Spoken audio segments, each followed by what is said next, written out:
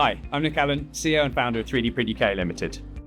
I'm thrilled to announce the latest expansion plans that we have set for 2025. As of January 2025, we're going to be expanding our capacity by a whopping 60%, taking our portfolio from 5 to 8 machines, making us the largest MJF bureau in the UK by a country mile. This capacity increase should keep our lead times down to an absolute minimum. We completely redesigned our pricing structure.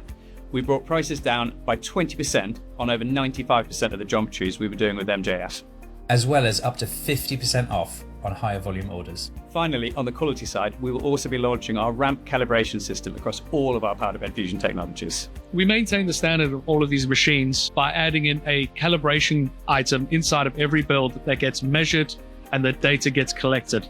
Having an immense amount of data allows us to spot any environmental or internal trends, which means that we can act proactively with these machines and solve problems before they happen. This is a layer 2 calibration system that we've designed in-house that takes thousands of data points across hundreds of builds to hone in the accuracy of all of our machines. This is added on top of the OEM calibration systems to ensure that we have the greatest repeatability, reliability and strength of MJF parts within the industry.